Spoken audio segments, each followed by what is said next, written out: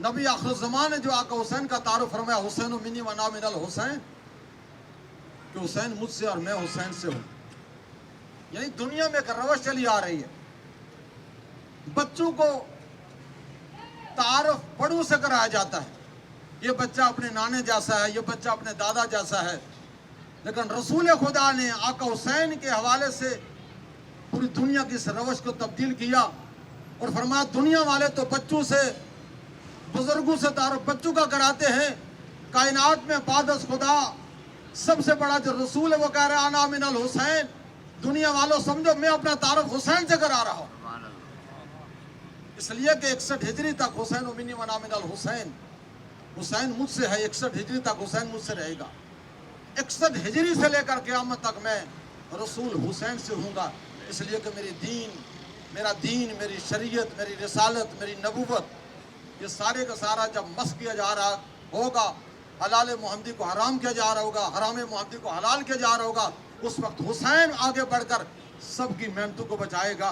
اور آقا حسین نے اس نہج کی قربانی پیش کی کہ سب کو کہنا پڑا ان الاسلام محمدی الوجود و حسینی البقا.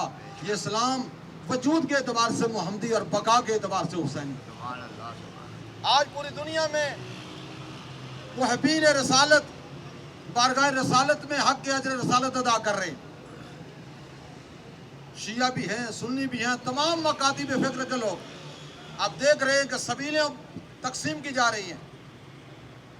آقا حسین کی مجالس میں تمام مشترکہ طور پر شرکت فرما رہے ہیں اور قرآن و احادیث اور فضائل اہل بیت، فضائل صحابہ کرام سب سنتے جا رہے ہیں. اور کربلا کا جو آفاقی پیغام ہے وہ دنیا بھر میں عام کیا جا رہا ہے.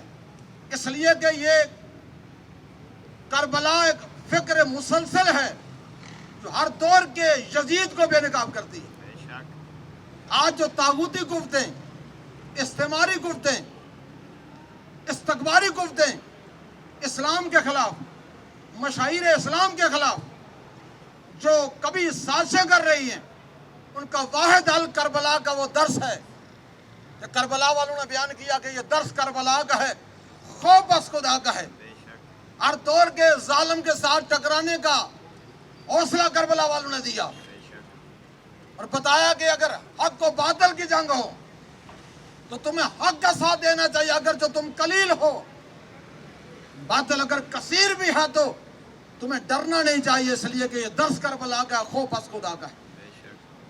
آج کربلا کے تپتے ہوئے ریگستان میں آقا حسین علیہ السلام نے جہاں اپنی قربانی پیش کی، وہاں باب الحوائج ابو الفضل العباس کے بازو دیے اسلام کی بقا و سلامتی کے لیے.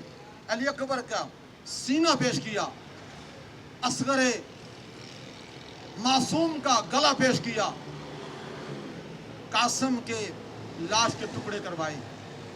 آقا حسین کہ روح پاک سے شہدائے کربلا سے یہ عہد و پیمان کرتے ہیں کہ آقا آپ نے جس دین اسلام کی سربلندی کے لیے، بقا کے لیے اتنا بڑا کردار ادا کیا.